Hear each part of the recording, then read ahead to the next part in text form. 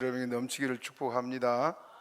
오늘은 어버이 주일이라 말씀을 생각하고 은혜를 나누겠습니다.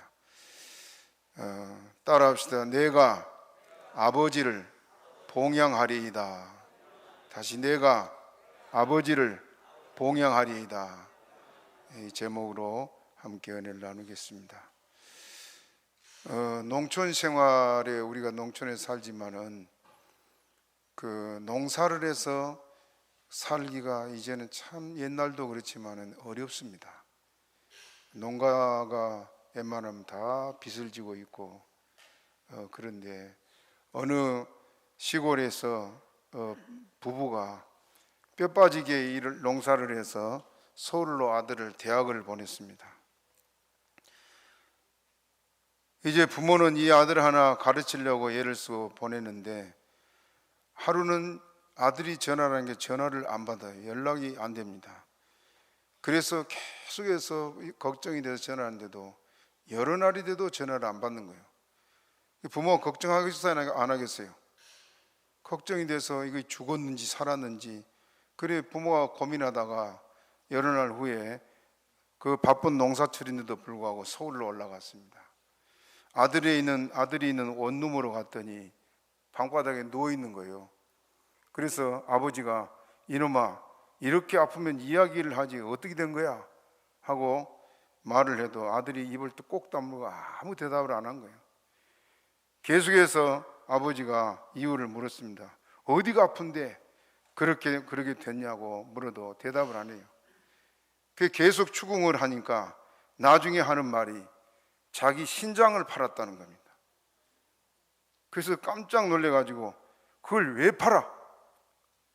네 어미아비가 살아가지고 네 필요한 걸 다 보내주고 있는데 왜 신장을 팔아? 하고 막 또 야단을 치니 가는 말이 자기 애인 명품 가방 사주려고 신장 떼었대요. 이거 실제 있었던 일이고 인터넷에도 올라온 그 얘기들입니다. 참 어떤 분은 이런 글을 올렸습니다. 애인 명품 가방 사주려고 자기 신장 팔았다. 그 사랑이 오래 갈까? 어리석은 것이 참 사람들이고 또 남자들이에요. 부모에 대해서 우리가 다 하지 못한 효도 늘 돌아본 후회밖에 없는데 오래전 옛날의 일이에요. 일본에서 있었던 일입니다. 일본에서 홀어머니 밑에서 아들이 컸어요. 어머니가 아들 하나 지극정성으로 기르는데 이 아들도 고생하는 어머니를 보니까 항상 마음에 나는 어머니한테 효도해야 되고 어머니 잘못해야 되고 빨리 내가 성공하고 잘 돼서 어머니께 효도해야 한다고 어머니 편히 모셔야 된다고 늘 그 생각을 하고 자랐어요. 청년이 돼서 여자를 만났습니다. 그 만나는 그 여자 앞에서도 늘 하는 말이 우리 어머니 고생하는 어머니 내가 잘해야 된다고 말을 하니까 여자가 질투가 난 거예요. 질투가 나서 어머니를 그렇게 사랑하냐 나보다 더 사랑하냐 그 대답을 안 해요. 그러니까 어머니를 더 사랑하니 나를 사랑해 증명해 보라고 나를 더 사랑한 어머니 간을 띄워오라고. 설마 간을 띄워올 거라 생각하겠어요? 그냥 이제 아무 대답을 안 하니까 만날 때마다 그 말 한 거예요. 남자는 그게 고민이라. 나중에는 어머니가 힘들게 일하고 와서 누워있는데 낮잠을 주무시고 있는 어머니를 부엌칼을 들고 들어가서 정말 간을 띄웠습니다. 얼마나 급하게 간을 띄는지 띄웠고다 문틀에 발이 걸려고 퍽 넘어지니까 숨을 거두기 전에 어머니가 얘야 다치지 않았느냐 그러고 죽는 거예요.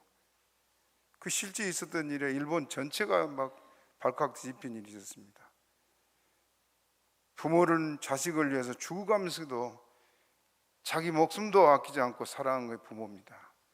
자녀된 자들이 부모를 얼마나 공경하나. 뒤돌아보면 참 부끄럽기도 하고 가슴 아프기도 하고 늘 그런 것이 우리 삶이에요. 오늘 본문에는 아들 요셉이 아버지에 대해서 평생 아버지를 생각하고 아버지를 공경한 사건을 기록하고 있습니다. 우리가 잘 아는 내용들이지만 말씀을 통해서 함께 은혜 받도록 하겠습니다. 먼저 요셉은 어려서부터 아버지를 늘 공경했습니다. 부모 공경은 부모를 사랑하고 존중하고 부모의 말씀에 순종하는 태도를 말한다. 그런데 요셉의 아버지 야곱은 대식구를 거느리고 그들을 먹여 살리는데 힘들고 지쳐 있었습니다. 야곱, 평생 일만 했던 것이 야곱이요, 가족 수가 많든지 적든지 어느 가정이나 가장은 남모르는 고민과 짐이 무겁습니다. 그래서 창세기 31장 40절에 보면은 야곱이 이런 말을 합니다. 내가 이와 같이 낮에는 더위를 무릅쓰고 밤에는 추위를 당하며 눈붙일 겨를도 없이 지내었나이다. 같이 읽어봅시다. 시작. 내가 이와 같이 낮에는 더위를 무릅쓰고 밤에는 추위를 당하며 눈붙일 겨를도 없이 지내었나이다. 눈붙일 겨를도 없이 지냈다. 일하다 보면은 일이 많은 가정은 그렇지 않습니까? 그래, 눈붙일 겨를도 없이 지냈다. 이게 야곱의 삶이었어요. 야곱의 가족이 애굽에 내려갔을 때 바로 왕이 야곱에게 내 연세가 얼마냐고 물었습니다. 그럴 때 야곱이 대답하기를 창세기 47장 9절에 보면 같이 읽어봅니다. 시작. 야곱이 바로에게 고하되 내 나그네 길의 세월이 130년이다. 나의 연세가 얼마 못되니 우리 조상의 나그네 길의 세월에 미치지 못하나 험악한 세월을 보내었네. 어떤 세월을 보냈다고요? 험악한 세월. 조상들의 연세에 미치지 못한다. 그 할아버지 아브라함은 175세를 살았고 아버지 이삭은 180세를 살았습니다. 야곱은 147세까지 살았어요. 그 130세에 지금 바로왕 앞에 갔는데 그때 그가 하는 말이 험악한 세월을 보냈습니다. 죽을 고비도 수없이 넘기고 밤잠도 못 자고 눈붙일 겨를도 없이 살아온 것이 130년의 세월이었다. 자, 그런 모습을 지켜본 요셉, 얼마나 아버지에 대해서 마음이 아프겠습니까? 거기 더구나 야곱의 아내들은 서로 특이하지, 여자들이 한 남자에게 여러 사람이면은 가정에 불화가 많은 법인데 야곱도 원치 않게 아내가 4명이었잖아요. 그래서 아내들이 서로 투기하고 남편을 항상 불평하고 원망했습니다. 그들은 사랑에 갈급해서 그런 거지만은 그것이 자식들에게까지 영향을 미쳐서 엄마들이 자꾸 아버지를 불평하고 원망하고 막 그러니까 자식들은 누구 편 들어요? 예? 자식들은 엄마 편 안 들어요. 아빠 편 안 들어요. 다 엄마 편 들지요. 그래서 그 자식들이 전부 다 아버지를 막 원망하고 아버지를 막 불평하고 그랬습니다. 그것을 말하는데 창세기 37장 4절 우리 한번 읽어봅시다. 시작. 그 형들이 아비가 형제들보다 그를 사랑함을 보고 그를 미워하여 그에게 언사가 불평하여. 언사가 뭐라고요? 불평해. 항상 불평. 형들이. 그 영향이 누구 때문이라 그랬어요? 엄마들 때문에. 엄마들.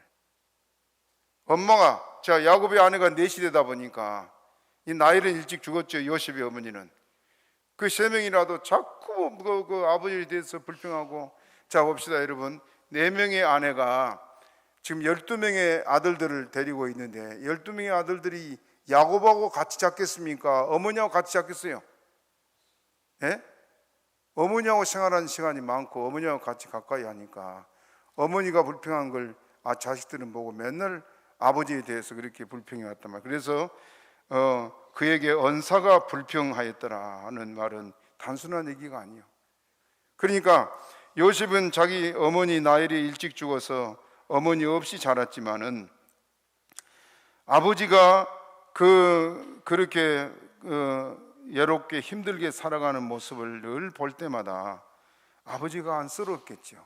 어린 나이에 마음이 아팠고 늘 고생하는 아버지가 가족 중에 아무에게도 존경을 받지 못하고 마음 둘 곳 없는 아버지를 보고 자란 것이 요셉이었습니다.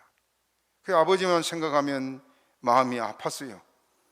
그래서 요셉은 어떻게 하면 아버지를 편히 모실 수 있을까 하는 생각을 어린 나이에 했단 말입니다. 저도 어린 나이를 생각해 보면은 저희 누나나 형들은 다 순천으로 객지로 학교를 유학을 가버렸고, 일은 저하고 저희 아버지랑 늘 같이 했어요. 많은 자식들 데리고 그 돈도 되지도 않은 그 농사일을 하고 고생하는 걸 생각하면 늘 저도 마음이 아팠습니다. 그래서 요셉을 제가 많이 생각해 보는데, 요셉도 얼마나 그 아버지 고생하는 아버지, 외로운 아버지, 마음 둘 곳 없는 아버지를 생각할 때마다 마음이 아프고 측은하고 안타깝고 그랬을까 싶은 생각이 들어요. 이렇게 늘 요셉은 어리지만은 아버지를 생각하고 어떻게 하면 아버지를 편안히 모실까 생각하는 그것들을 아버지 야곱도 보고 알고 있지요. 그래서 야곱 또한 요셉에 대해서 요셉을 더 사랑하고, 요셉의 어머니 라헬도 사랑했지만은 어린 요셉이 하는 행동이나 그 아버지를 생각하는 그걸, 아버지를 이해해주고 생각하는 것을 요셉밖에 없으니까 아버지 야곱도 요셉을 의지했고 요셉의 위로를 받고 일을 했던 것이 아버지요. 요셉은 형들이 고생하는 아버지를 생각하지 않고 늘 불평만 할 뿐만 아니라 또 아버지의 재산도 몰래 빼서 돌리는 그런 것들도 보았단 말입니다. 들에서 양을 치다가 형들이 양도 팔아먹기도 하고, 그걸 성경에 나오는데 창세기 37장 2절을 읽어봅시다. 시작. 야곱의 약전이 이러하니라. 요셉이 17세의 소년으로서 그 형제와 함께 양을 칠 때에 그 아비의 첫 비라와 실바의 아들들이 더불어 함께하였더니 그가 그들의 과실을 아비에게 구한. 뭘 구했다고요? 과실. 무슨 과실이었겠어요? 들에서 양을 치는데 장사꾼들이 지나가면 양들을 몰래 잡아서 팔아먹고, 전에 우리 그 누이들도 보니까 아버지가 용돈을 안 주니까 몰래 쌀을 퍼다가 팔아서 쓰기도 하고 그걸 들키기도 하고 그러더라고요. 그걸 아버지는 안 안고 마음에 두고 있다가 나중에 이제 서울대 병원에 입원했을 때 그런 말을 쏙 한번 비치더라고요. 부모는 그걸 다 마음에 두고 있어요. 그 야곱의 요셉의 형들도 지금 아버지 그 고생하는 야곱을 생각하면 어떻게 하면 아버지를 도울까 하는 그런 마음이 있어야 되는데 그게 아니라, 그래서 그런 모습을 보고 요셉은 마음이 아파가지고 아버지에게 가서 그것을 일러 바쳤다. 요셉은 어려서부터 이렇게 고생하신 아버지를 어떻게 해야 편히 모실 수 있을까를 항상 고민하고 자랐습니다. 그 맏아들이나 해야 될 생각을 어린 요셉이 했는데, 우리가 잘 알다시피 그렇게 아버지를 위하고 그 가족을 위했던 요셉에게 하나님이 어떤 복을 줬습니까? 장자의 복을 줬지요. 이따 성경 찾아보겠습니다. 이렇게 어려서부터 아버지를 늘 공경했던 것이 요셉입니다. 두 번째는 예굽에 팔려가서도 아버지를 걱정한 것이 요셉이요. 요셉의 형들은 아버지가 요셉만 사랑한다고 요셉을 시기하고 질투하고 미워했는데, 그 미움이 어느 정도였냐? 죽이고 싶도록 미웠습니다. 죽이고 싶도록. 아니, 요셉이 뭘 잘못한 것도 아니고, 여러분 한번 생각해 봅시다. 형들이 얼마나 속이 좁은지. 요셉은 어머니 라헬이 어린 나이에 죽었지요. 그래 어미 없이 자라는 아들을 자기 형제들, 형들은 지금 어머니도 있으니까 뭐 옷도 빨아주고 다른 거 신경 써주고 그럴 거 아니에요. 그렇죠? 근데 여러분, 요셉은 누가 그렇게 신경 써줄 사람이 있어요? 없으니까 아버지가 옷도 사주고 얘를 엄마 대신 아버지가 그 역할을 해주고, 그거이 또 싫어가지고 미워하고, 그래서 막 죽이고 싶도록 미워서 결국 죽이려고 하다가 형 야곱이 유다가 제안해서 애굽의 종으로 팔지 않았습니까? 그런데 팔려가던 요셉이 형들에게 얼마나 울었겠어요. 애원하면서 나 좀 살려달라고 막 형들한테 했지만 끝내 종으로 팔려갔습니다. 가서 혹독한 고생과 심지어는 누명을 쓰고 감옥살이 가지 않았습니까?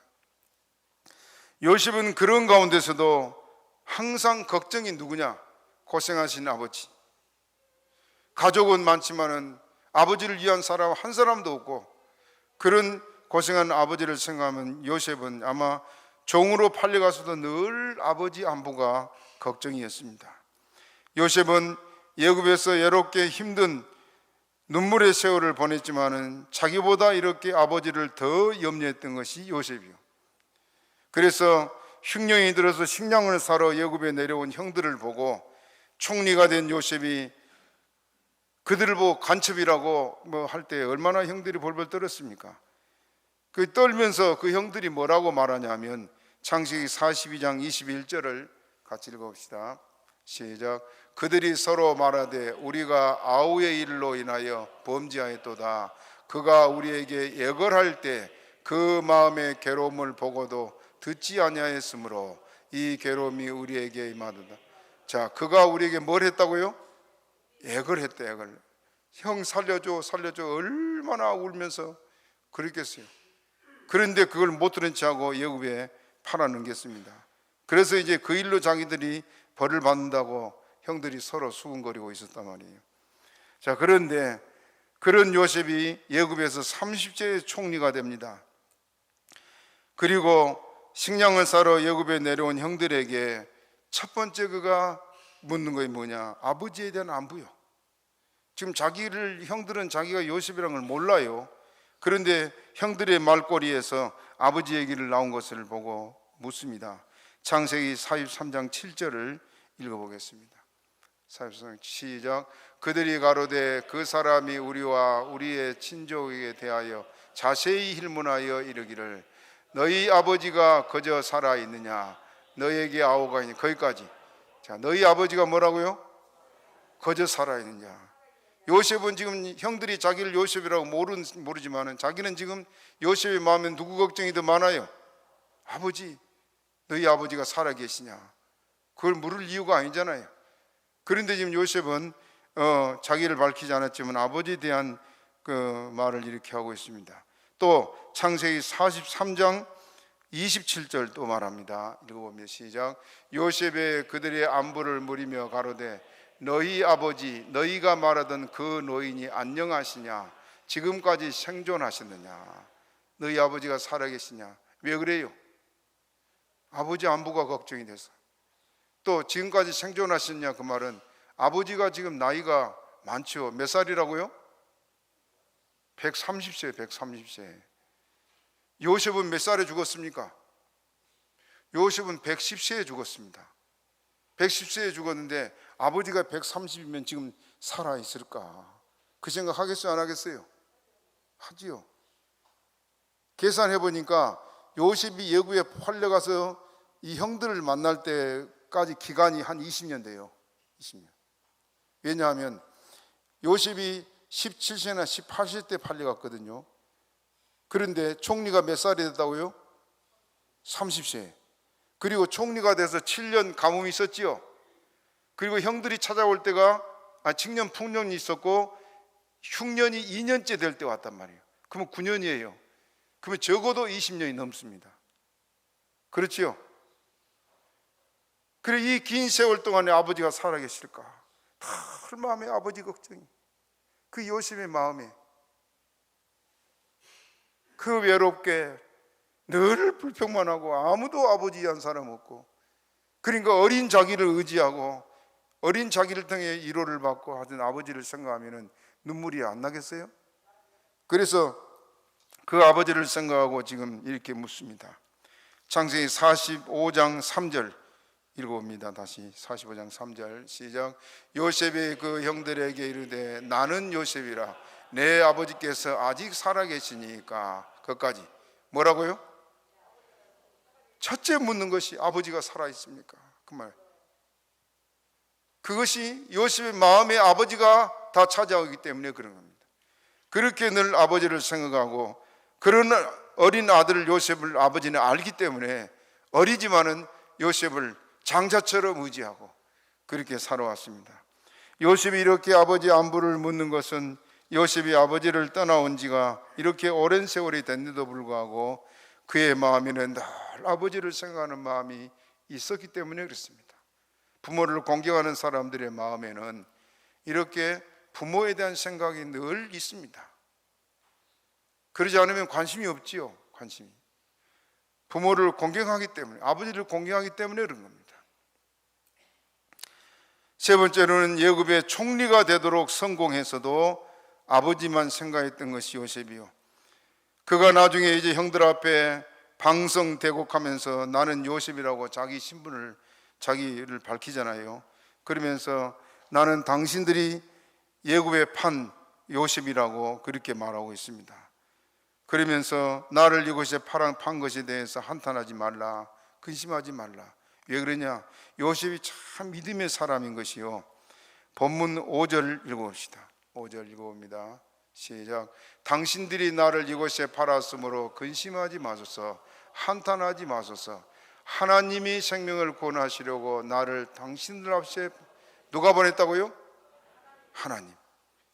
하나님을 바라보지 않으면 형들이 어떻습니까? 저 원수들 그럴 거 아니에요. 그런데 형들은 자기를 미워서 팔았지만은 그 배후에 누가 있다? 하나님. 요셉의 믿음이요. 우리의 믿음과 차원이 다르잖아요. 우리 같으면 평생 이를 갈고 두고 봐라 그럴 건데, 믿음의 사람들은 그러지 않았습니다. 하나님이 하셨다. 있습니까? 또 8절 읽읍시다. 8절 시작. 그런즉 나를 이리로 보낸 자는 당신들이 아니요 하나님이시라. 하나님이 나로 바로의 아비를 삼으시며 온 지부의 주를 삼으시며 애굽 온 땅의 치리자를 삼으셨나이다. 누가 그러겠다고요? 하나님. 여러분, 이제 결론에서 할 얘기입니다만은 요셉이 어린 나이에 11번째 아들 아니요, 아주 어린 나이요, 20대도 못된 나이에 팔려갔잖아요. 그런데 그 어린 것이 아버지를 늘 생각하고 어떻게 아버지를 좀 덜 고생시키고 편하게 해드릴까, 눈붙이를 겨를도 없이 살아가면서도 가정원 식구한테 좋은 소리 못 듣고 맨날 불평이나 듣고, 그런 아버지를 생각할 때마다 요셉의 마음이 얼마나 아팠겠어요. 그런 어린 것이 아버지를 어떻게 모실까 하는 그 생각만 했지만은 하나님이 그렇게 되도록 하신 것이 하나님이십니다. 만약에 총리가 안 됐다면 그렇게 했겠어요? 어딨지요? 하나님이, 우리가 하나님 뜻대로 살고자 하면 하나님이 그렇게 되도록 일을 하도록 만들어 주십니다. 있습니까? 그래서 우리가 주를 섬기고 살아갈 때도 이렇게 항상 하나님 뜻에 합당하게 생각하고 행동하면 결국은 분명히 이건 불가능한 일이 가능하게 만들어서 하나님이 역사하잖아요.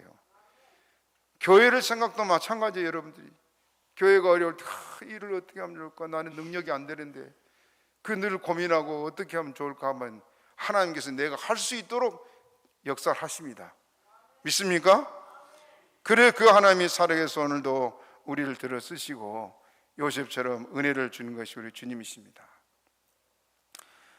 얘기 하나 하겠습니다. 하나밖에 없는 아들을 일찍 서울로 유학 보낸 부부가 있었어요. 시골에서 고생하면서 학비를 조달해서 대학을 졸업시켰는데 이제 지금은 대기업 회사에 과장까지 승진했습니다. 서울의 강남 아파트 얼마나 비쌉니까? 그 강남 아파트를 사가지고 명문대학을 졸업한 아내를 얻어가지고 이제 아들 부부가 잘 살아가는데, 그것이 부모에게는 크나큰 자랑이요. 아들은 효자라서 추석이나 설날이 되면 거의 빠지지 않고 식구들을 데리고 고향에 내려와서 명절을 부모님과 함께 보내고 그랬습니다. 며느리가 좋은 학교도 나오고 인물도 좋고 우아한 며느리가 공주 같은 또 손녀딸을 낳았다 그래요. 로 부부는 동네 사람들에게 늘 아들을 생각하면은 늘 으쓱해지는 그런 기분을 느끼고 살았다. 그런데 아들 외에는 고향에 올 때마다 아버님, 어머님 시골에서 이렇게 고생하지 마시고 저희와 함께 서울로 가시지요. 그렇게 늘 말한단 말입니다. 그래서 저희가 잘 모시겠습니다 하는 말을 들으면서 부모님은 뭐라고 그러냐, 아니다, 우리 같은 늙은이가 살면 얼마나 더 산다고, 서울이 다 뭐냐, 그냥 이렇게 살다가 고향 땅에 묻힐란다, 그렇게 사양을 했습니다. 그런데 그러면서도 마음에는 부부의 마음에 언젠가 서울에 올라가서 그 아들과 함께 그 유명한 강남 그 아파트에서 아들 덕택에 호사 좀 하며 살까, 그 생각을 떨쳐버리지 못했습니다. 자신들의 모습을 그렇게 상상하면서 이게 흐뭇해하기도 했는데, 그러다가 아내가 먼저 세상을 떠나고 말았습니다.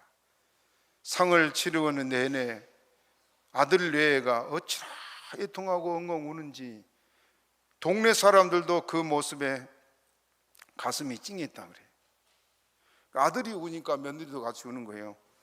초상을 치르고 나서 아들 뇌가 하는 말이, 아버지를 간곡하게 말하기를, 아버지 이제 어머니도 가셨는데 어찌러십니까? 고향집 정리하시고 서울로 올라가 저희와 함께 사시지요. 저희가 잘 모시겠습니다. 잘 모시겠다는 말을 계속 하니까 아버지도 이제 아내도 떠나가고 그런 형편에 혼자 살기도 그렇고 여러 날 고민을 하다가 결단을 내렸습니다. 논밭을 팔고 야산을 정리하고 가산을 다 정리해서 서울로 올라왔습니다. 그래도 농촌에서 괜찮게 살았던 가정이기 때문에 돈을 좀 모아지고 와서 아들 4에게 그냥 줬어요. 강남의 아파트 얼마나 비쌉니까? 그 아파트를 32평에 살다가 아버지 돈을 가지고 42평으로 옮겼대요.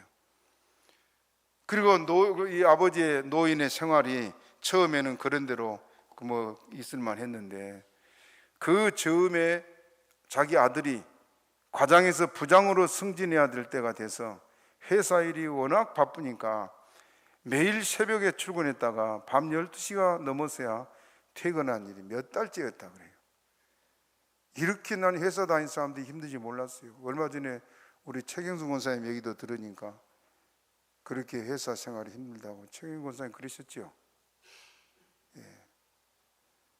참 힘들어요, 직장 생활하는 사람들. 그러던 어느 날 아들이 모처럼 일찍 퇴근해서 집에 돌아와 보니까 집안이 썰렁한 거예요. 아무도 없어요. 그래서 다들 어디 갔나 하던 차에 식탁 위에 아내의 메모가 있더랍니다. 여보, 우리 모처럼 외식하러 가요. 식사 안 하고 퇴근했으면 전기밥솥에 밥이 있고 냉장고 뒤져서 반찬 찾아 먹어요. 그리고 아내가 쪽지를 남겨놓고 갔습니다. 그러면서 좀 늦을지도 몰라요. 혼자 앉아서 음료수도 꺼내 먹고 그리고 가족을 기다리는데, 오래 있다가 현관 쪽에서 시끌벅적하고 사람 소리가 나는데, 문 열고 들어온데 보니까 자기 아내하고 딸하고 둘만 있어요. 그래서 왜 둘이지? 하고 말하니까 아내가, 둘만이라뇨, 여기 민키도 있잖아요. 걔를 안고 있으면서. 그 아들은 뭐 때문에 둘만이라고 그랬을까요? 아버지 생각하고 그런 거 아니에요. 그런데 여기 민키도 있어요 하면서 걔를 보여주면서 활짝 웃는 겁니다. 그래서 아들이 하는 말이, 아니 아버지는, 며느리가, 어잉? 아버지 집에 안 계셔? 어디 노인정이라도 가셔 놀고 계시나? 아버지가 매일 이렇게 늦게 오시나 하고 남편이 물었습니다. 며느리가 대답을 제대로 못하는 거예요. 그 말을 더듬거리고 있는데, 사실 자기 아내 며느리는 평소에 아버지가 몇 시에 나가서 몇 시에 들어온 것도 생각이 안 났습니다. 왜냐하면 아버지에 대해서 전혀 관심이 없었습니다. 아버지가 들어오실 때까지 자지 않고 아들이 기다리기로 작정하고 있는데, 자기 책상 위에 쪽지가 하나 있는데 보니까 거기에 볼펜으로 꾹꾹 눌러서 쓴 글이, 내용이 뭐냐, 잘 있거라 3번아 6번은 간다. 그래서 아들이 그걸 보고 이게 무슨 뜻이냐, 3번아 6번은 간다. 그 아들이 밤새도록 고민하고 잠을 못 자고 그랬습니다. 그리고 이제 아버지 방을 모처럼 둘러봤어요. 둘러보니까 평소에 햇볕도 잘 안 드는 방이지만은 밤중인데도 우중충하게 느껴지는 겁니다. 이쪽 저쪽 벽에다가 빨랫줄을 걸어놓고 팬티 2장, 러닝사스 2장을 빨아서 걸어놨더래요. 방 한켠에는 손녀딸 옷장이 있는데 딸이 지겨워한다고 예쁜 것으로 바꿔주고 헌 옷장을 아버지 방에다가 갖다 둔 거예요. 그래서 아버지 그 구석에 있는 걸 보고 구석을 보니까 소반에 멸치볶음, 쇠고기 장조림, 신김치, 다시마가 반병 그렇게 있더래요. 그걸 보니까 아버지가 지금까지 골방에서 홀로 식사를 하셨구나. 그 아들이 얼마나 가슴이 아픕니까? 자기는 회사 일만 그냥 신경 쓰느라고 아버지를 미처 못 챙겼단 말이에요. 다음날 아침에 파출소에 신고를 했습니다. 그리고 고향의 이장한테 전화를 해서 아버지 혹시 오신다 물어봐도 오신 일이 없다. 아들은 이제 부장 진급하는 걸 포기하고 아버지만 생각하고 찾는데 어느 날 퇴근해 오는 길에 아파트 입구에 산 노인이 자네 김아무개 영감의 아들이 아닌가 그러더라고요. 예, 그런데 어르신 누구십니까? 난 김영감의 친구일세 하면서 요즘 자네 아버지가 안 보여서 나도 찾고 있는 중이네. 자기 호주머니 넣고 다니는 아버지 쪽지를 내 보여주면서 아버지가 가출하신 것을 말했어요. 쪽지를 본 친구가 하는 말이 맞아, 김영감이 자주 얘기했지. 우리 집에서 제일 며느리가 제일이고 둘째가 손녀딸이고 세 번째는 아들이고 네 번째는 강아지고 다섯 번째는 가정부고 여섯 번째가 김영감 자신이라고 해서 그 말을 들을 때 아들이 얼마나 가슴 아팠겠어요. 아들이 눈물을 흘리면서 서 있는데 친구가 하는 말이 김영감 고향에는 안 갔을 거야. 늘 하는 얘기가 고향에 가자니 면목도 없고 창피해서 못 가. 늘 그러더래요. 그러면 아버지를 어디서 찾아요? 경찰도 못 찾는데. 친구가 하는 말이 서울역 지하철이나 한번 가보세요. 그리고 아버지를 찾아 나선 거기까지 얘기가 됐습니다. 요즘 버려진 부부가 많고 부모가 많고 자식들에게 외면당한 부모가 참 많습니다. 요셉의 형제들을 보면 아버지를 원망하고 불평한 자녀들보다는 11번째 아들 요셉이 장자의 복을 받습니다. 왜? 장자같이 살았으니까. 장자같이. 부모를 공경하는 것은 땅에서 잘되고 장수하는 복을 받는다 그랬습니다. 믿습니까? 우리가 이제 우리 교회도 젊은 사람이 이제 얼마 안 됩니다만은 잘하는 어린아이들이라도 부모 공경하는 걸 어려서부터 잘 배우시기 바랍니다. 하나님께서 귀히 보시고 또 요셉처럼 복을 줄 줄로 믿습니다. 오늘 본문 11절을 다시 봅니다. 본문 11절 시작. 흉년이 아직 5해가 있으니 내가 거기서 아버지를 봉양하리이다. 아버지와 아버지의 가속과 아버지의 모든 소속이 결핍할까 하나이다 하더라 하소서. 따라합시다. 내가 거기서 아버지를 봉양하리이다. 요셉의 소원대로 그가 아버지를 이렇게 모실 수 있도록 하나님께서 다 준비해 주시고 그걸 총리가 되도록 역사하셨습니다. 역대상 5장 2절에 보면은 이 일로 인해 하나님이 요셉에게 복을 주는데 역대상 5장 2절 읽어보면 시작.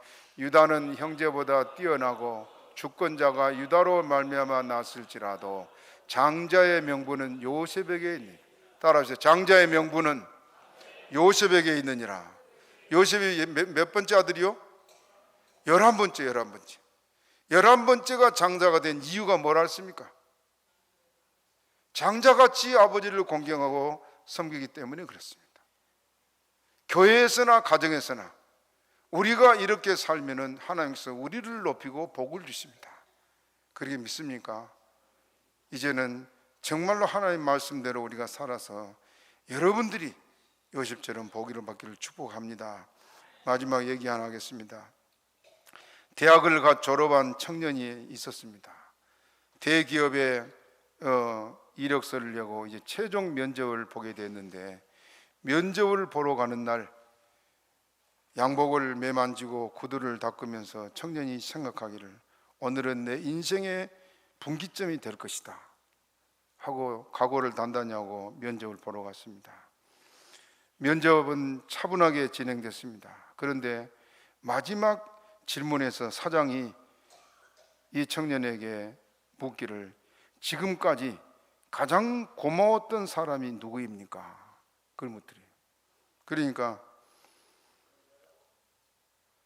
이 청년이 가만 생각하고 있다가 어머니입니다. 그러면서 저를 위해 늘 기도해 주시고 뒷바라지해 주셨거든요. 사장이 고개를 끄덕이면서 좋습니다. 그런데 오늘 면접의 마지막 과제는 하나입니다. 오늘 집에 가서 아버지의 손을 꼭 한번 만져보고 내일 다시 오세요. 그 결과는 내일 들려주시면 됩니다. 그리고 이제 면접을 당연히 끝냈습니다. 청년은 조금 의아했지만은 대답을 하고 면접장을 나왔습니다. 그 청년의 아버지는 말수가 적고 늘 새벽부터 나가 어두워서야 들어오곤 했습니다. 아버지가 고등학교를 졸업하고 곧바로 건설 현장에 들어가서 지금껏 가족을 먹여 살렸습니다. 항상 손이 거칠고 때로는 피가 배어 있었지만은 청년은 그런 아버지의 손을 단 한 번도 제대로 바라본 적이 없었습니다. 집에 돌아온 그는 조심스럽게 말했습니다. 아버지, 손 좀 잡아봐도 돼요? 한 번도 그러지 않던 아들이 그 말을 하니까 아버지도 멈칫하면서 어시가듯이 웃으면서 손을 내밀었습니다. 청년이 아버지 손을 두 손으로 감쌌습니다. 감싸고 보니까 순간 눈물이 났어요. 왜냐? 손등은 굵은 핏줄이 울퉁불퉁 나 있고 손바닥은 굳은 살로 거칠게 갈라져 있고 손가락 마디마디엔 오래된 상처 자국이 있었기 때문에 그렇습니다. 그런 아버지를 그는 한 번도 아버지의 그런 손을 보지도 않았고 생각도 안 했습니다. 청년은 아버지 왜 이렇게 손이 거칠어요? 그의 아버지가 쑥스럽게 웃으면서 야외에서 오래 일하니 그렇지 뭐. 그래도 너 대학 보낸 보람은 있다 그러시더래요. 청년이 끝내 고개를 숙이고 눈물을 흘렸습니다. 그 손은 누군가에게 한 번도 따뜻하다는 말을 들어보지 못한, 그러나 누구보다도 따뜻했던 가족을 위한 희생의 손이었다는 것을 청년이 깨달은 거예요. 다음 날 그 청년이 면접장에 다시 갔습니다. 사장이 그 손이 어땠습니까? 물었습니다. 그 말을 듣는 순간 청년이 고개를 푹 숙이고 아버지의 손을 처음 만져봤습니다. 하지만 마치 제 인생 전체를 만지는 느낌이었습니다.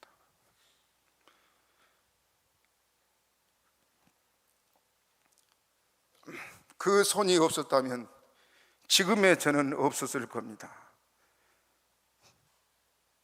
저는 이제부터 손의 의미를 바르게 받아들일 겁니다. 능력을 뽐내는 손이 아니라 누군가를 위해 희생하는 책임 있는 손 말입니다 하고 고개를 숙이고 대답을 했습니다. 사장이 웃으면서 축하합니다.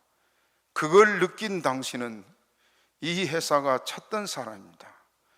지금부터 동료들의 손을 그리고 고객의 손을 그 마음으로 잡아주면 됩니다. 합격했습니다. 그리고 청년은 마음속으로 아버지의 그 손을 잊지 않고 거칠지만 따뜻했던 그 손, 그래서 평생 아버지를 생각하고 아버지 어머니를 공경해야겠다 하는 그런 결심을 했다는 기록입니다. 여러분, 우리가 여기까지 살아온 것은 부모의 그 희생과 헌신이 있었기 때문에 여기까지 왔습니다. 어버이날, 어버이 주일입니다. 부모를 더 생각하는 귀한 시간들이 되기를 바랍니다. 여러분이 잘 아는 정철의 시 어버이 사라질째 섬기기를 다하리라. 지나간 후면 애달다 의하리. 평생에 고쳐 못할 일 이뿐인가 하노라. 부모 생각하고 우리가 다시 한번 다짐하고 부모 공경하기를 결심하는 시간들 되시기를 바랍니다. 말씀 생각으로 주여져 세분하고 기도합니다.